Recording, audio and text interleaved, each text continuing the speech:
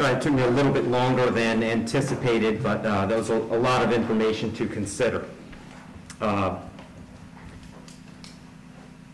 me just start by saying that, as multiple people have observed, this is a particularly difficult case because there's really nothing that the court can do that's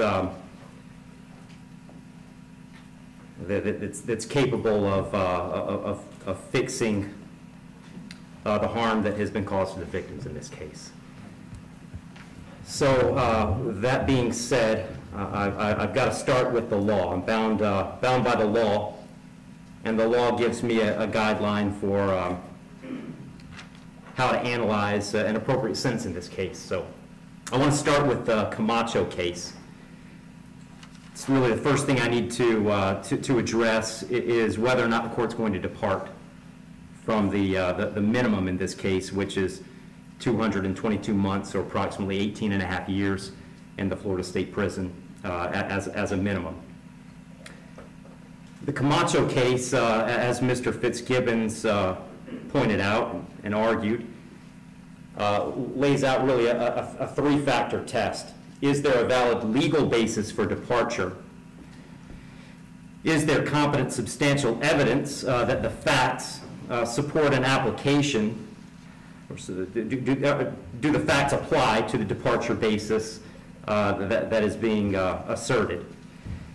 To both of those questions, I answer those yes. There is a valid legal basis for departure, and there is competent substantial evidence that would support a departure. And really, I'd find that as to all of the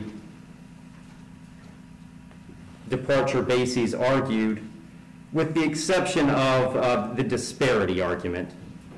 I'll just comment on that one for a moment. The defendant has argued that an available basis for departure is the disparity between the guidelines and the sentence that Mr. Barano got.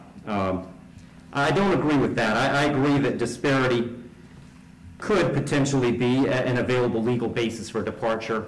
But in this case, I don't think it applies because I do think that there are important substantive differences between the facts as applied to Mr. Barano and the facts as applied to Mr. Herron.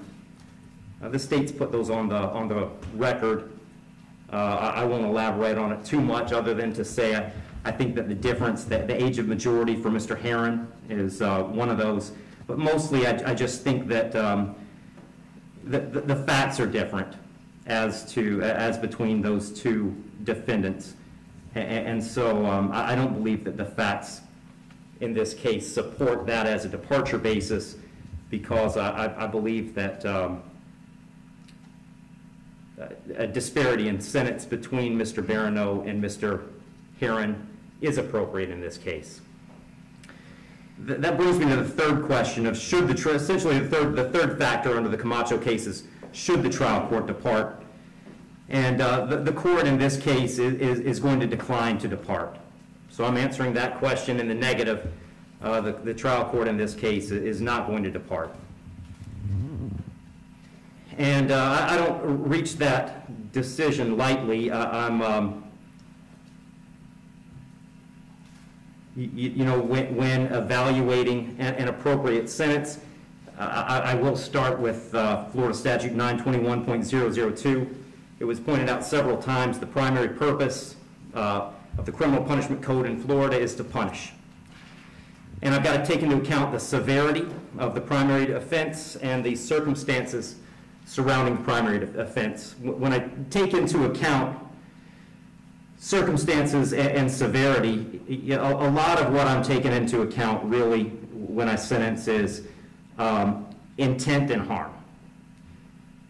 And in this case, there wasn't any evidence, and nor does the court believe that there was any specific intent to do harm, in this case to the victims. But there was intent to drive at an egregious speed, 102 miles an hour, regardless of the consequences and regardless of who that ended up harming. And then the second part of that, the second component, is the harm caused, and in this case, it's just impossible to have greater harm than the harm that occurred in this case, which was the loss of a mother, loss of a baby, and really the loss of a family as it existed when this occurred.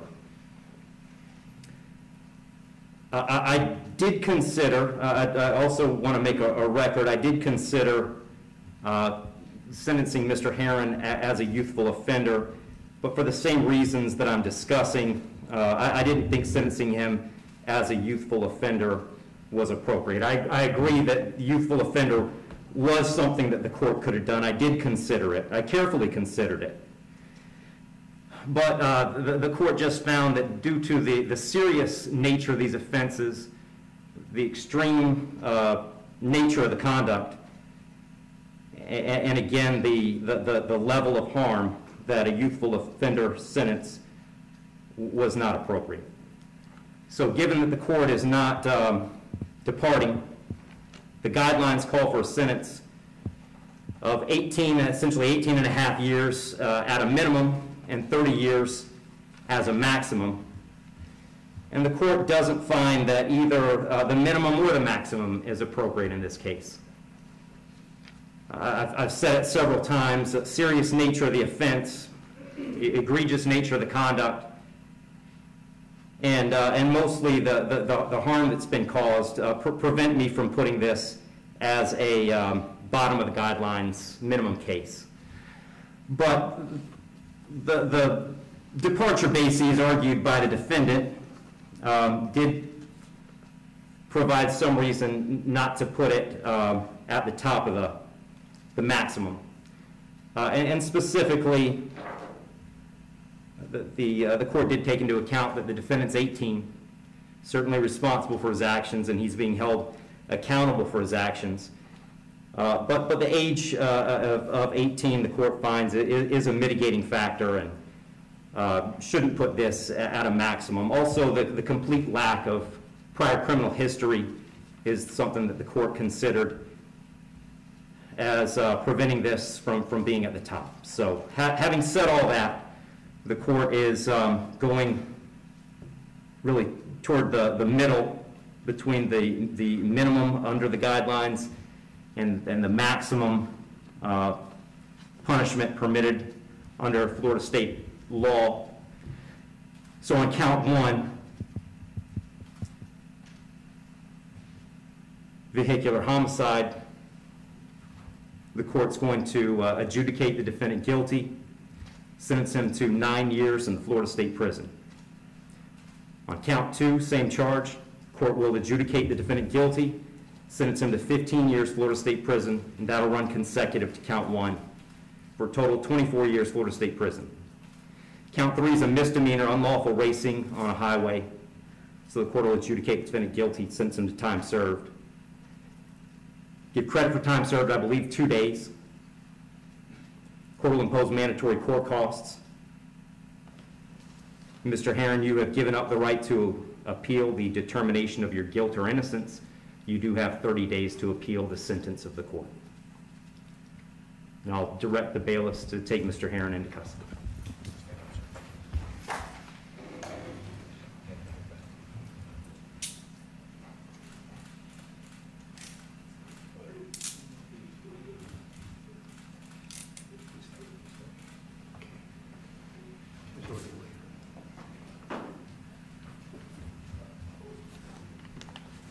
Wish you well, Mr. Herron.